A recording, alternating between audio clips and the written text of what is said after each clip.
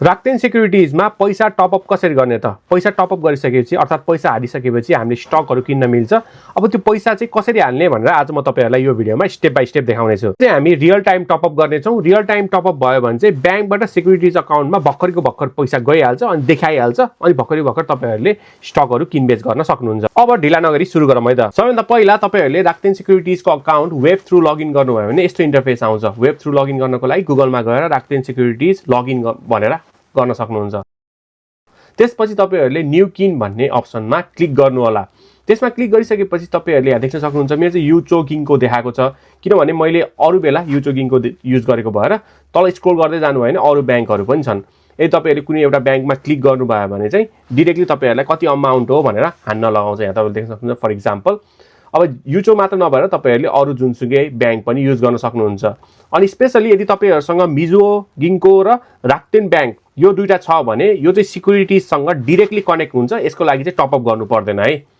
त्यो बाहेक अरु ब्याङ्क हो भने चाहिँ तपाईहरुले टपअप गर्नु पर्छ। सो आज हामी चाहिँ युचोबाट गरौँ किनकि धेरै जनाले युचो लिनुहुन्छ। सो म चाहिँ तपाईहरुलाई युचोबाट गरेर देखाउँछु। यहाँ तल युचोको अप्सन छ त्यसमा क्लिक गर्नु होला। त्यसमा क्लिक गरिसकेपछि तपाईहरु यहाँ अमाउन्ट हान्न लगाउँछ। अब कति टपअप गर्ने हो यहाँ हान्नु होला। तपाईहरुले 1000 भन्दा माथिबाट टपअप गर्नुपर्छ। अमाउन्ट हानिसकेपछि तपाईहरुको यस्तो देखाउँछ। अब तल स्क्रोल गर्दै जानु होला अनि त्यसपछि चेक गरेर अनि त्यसपछि नेक्स्टमा जानु होला ब्लू अठाउनु होला। अब तपाईहरुले युचोको निन्सो आपुरी युज गर्नुपर्ने हुन्छ जुन चाहिँ तपाईहरुले आफ्नो मोबाइलमा डाउनलोड गरेर त्यसमा आफ्नो युचोको डेटा स्टोर गर्नुभयो भने हुन्छ।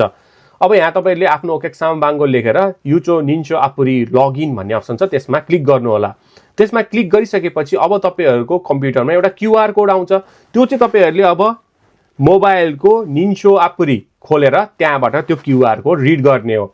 अब मोबाइलमा तपाईले निन्सो एप खोलिसकेपछि दुईटा अप्सन आउँछ माथि मोबाइल अनि तल चाहिँ ल्यापटपमा क्यूआर कोड हो योमु भनेर लेखेको छ हैन। त्यसमा क्लिक गर्ने अनि त्यसपछि यो तपाईको ल्यापटपमा देखाएको क्यूआर कोड रिड गर्ने।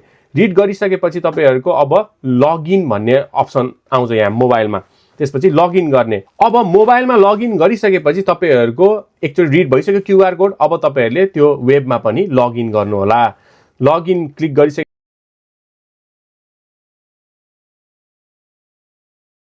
अब तपाईहरुको नेक्स्ट अप्सन आउँछ। यहाँ पैसा कति भनेर यहाँ देखाएको छ जुन चाहिँ तपाईले सुरुमै हान्नु भएको थियो। अब त्यसलाई चाहिँ नेक्स्ट गर्नु होला। नेक्स्ट गरिसकेपछि फेरि एकचोटी तपाईहरुको वेबमा अथवा ल्यापटपमा यो क्यूआर कोड आउँछ। त्यो अघिको जस्तै नै तपाईले मोबाइलबाट रिड गर्ने हो। त्यसमा चाहिँ क्यूआर कोड हो योमु भन्ने अप्सनमा जाने फेरि रिड गर्ने। रिड गरिसकेपछि तपाईहरुको आन्सो बाङ्गो सोध्छ जस युचोको आन्सो बाङ्गो सोध्छ त्यो हानेर त्यसपछि खाक्ते अब यो ओके गर्ने। ओके गरिसकेपछि अब यता तपाईहरुले जिक्को गर्ने अनि त्यसपछि हाई गर्ने। उता चाहिँ तपाईको मोबाइलमा चाहिँ सुरु भइसक्यो हैन। अनि यता तपाईले हाई गरिसकेपछि अब यहाँ नेक्स्ट सुरु गर्ने हैन। अब यो यति गरेपछि तपाईहरुको रियल टाइम टपअप भयो। यो चाहिँ मैले आफूले चाहिँ ल्यापटपबाट चलाउँदाखेरि गरेर देखाएँ हैन। अनि तपाईहरुले देख्न सक्नुहुन्छ मेरो रियल टाइम जति मैले लोड गरेको त्यति आइसकेको छ। अब मैले भर्खरको भर्खर युज पनि गर्न सक्छु। सो यसै चाहिँ तपाईहरुले राक्टेन सेक्युरिटिजमा टपअप गर्न सक्नुहुन्छ या पैसा लोड गर्न सक्नुहुन्छ। युचो मात्र नभएर अरु जुनसुकै ब्याङ्कबाट पनि तपाईहरुले टपअप गर्न सक्नुहुन्छ। अनि त्यसका साथसाथै यदि तपाईहरुले राक्टेन ब्याङ्क खोल्नु भयो भने राक्टेन ब्याङ्क र राक्टेन सेक्युरिटिज कनेक्ट भएको भएर तपाईहरुले टपअप गरिराख्नु पर्दैन। ब्याङ्कमा जति छ त्यो डाइरेक्टली तपाईहरुले सेक्युरिटिजबाट युज गर्न मिल्छ अनि अटोमेटिक पनि बनाउन मिल्छ। सो एकदमै सजिलो छ। सो यदि तपाईहरुलाई अहिलेसम्म राक्टेन ब्याङ्क कसरी खोल्ने अनलाइनबाट भन्ने थाहा छैन भने मैले यसको बारेमा पनि भिडियो बनाएको छु। त्यो भिडियो पनि हेर्नु होला। हस्त आजको लागि यति नै। यदि तपाईहरुलाई यो भिडियो इन्फर्मेटिभ लाग्यो भने मलाई फलो गर्न नबिर्सनु होला। टिल देन सी या।